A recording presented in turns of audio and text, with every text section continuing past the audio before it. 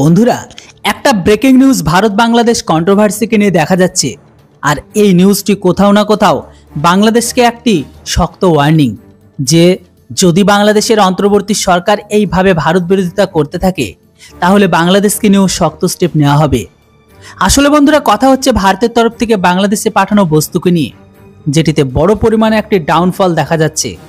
Report অনুসারে বাংলাদেশে অবস্থিত রাজনীতির অস্থিরতার কারণে ভারত থেকে বাংলাদেশে এক্সপোর্ট 55% কম হয়েছে। বিশেষ করে রত্ন, আর্টিফিশিয়াল জুয়েলারি, ইঞ্জিনিয়ারিং ইকুইপমেন্ট আরও অনেক কিছুর ব্যবসাতে বড় প্রভাবিত হয়েছে। একদিকে বিদেশি মুদ্রার ডলারের কমতিতে বাংলাদেশের মুদ্রাকে ডলারের পরিবর্তন করতে অনেক প্রবলেম হচ্ছে এখন। এটির ফলে ভারতীয় কোম্পানিকে ভুগতান দিতেও তাদের দেরি হচ্ছে। বলা হচ্ছে দুই দেশের বিবাদের কারণে ভারতের ইলেকট্রনিক জিনিস 8% কম হয়েছে, আর তাদের ঘরের ভেতরে আর্টিফিশিয়াল জুয়েলারিতে 35% কম হয়েছে। এখানে শেষ নয়, খবর তো এটাও আছে যে ভারতের তরফ থেকে বাংলাদেশকে যে হাই স্পিড ইন্টারনেট দেওয়ার কথা ছিল সেটা এখন বন্ধ করে দিয়েছে। আসলে ডেইলি স্টার রিপোর্ট অনুসারে ভারতের ইন্টারনেট রেগুলার বাংলাদেশের পূর্বোত্ত রাজ্য যেখানে ভারতের কাজ করার কথা ছিল সেটা এখন সম্পূর্ণ বন্ধ। আর এই যোজনা অনুসারে বাংলাদেশকে 5G ইন্টারনেট দেওয়ার কথা ছিল ভারতের, কিন্তু এখন সব ব্যান। কেননা বাংলাদেশে বর্তমান অবস্থানকে দেখে তাদের ঘরে যে ইন্টারনেট হাব বানানোর কথা ছিল সেটা এখন আর পূরণ হবে না তাদের।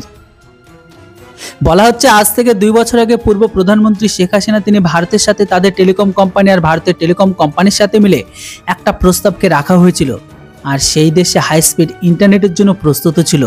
কিন্তু বর্তমান সরকারের কাজ থেকে ভারতের এই যোজনাকে সম্পূর্ণ থামিয়ে দেয়। কিন্তু এখন চাইলে বাংলাদেশের 5G ইন্টারনেটকে চায়নার হুয়াই থেকে কিনতে পারে, কিন্তু তার দাম তো অনেক বেশি, তাই সেটার দাম শুনে ইউনুসের কালঘাম বেরাতে পারে। আপনাদের জানার জন্য বলে দিই যে বাংলাদেশে শুরু থেকে ইন্টারনেটের জন্য ভারতের উপরে নির্ভরশীল।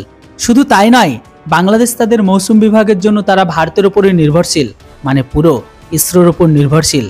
কপাল ভালো, ইসরো এমন কোনো নোটিশকে জারি করেনি, না হলে বালের দেশটা ওয়েদার অ্যাক্সেসটাও হারিয়ে যেত। বন্ধুরা, আপনাদের কি মনে হয় আমাদের কি ওদের হাই স্পিড ইন্টারনেট দেওয়া উচিত কি উচিত নয়? অবশ্যই এর উপর কমেন্ট করে লিখে জানান। আর ভিডিও আর ইনফরমেশন ভালো লাগলে অবশ্যই চ্যানেলটিকে সাবস্ক্রাইব করুন। Thanks for watching. জয় হিন্দ, বন্দে মাতরম।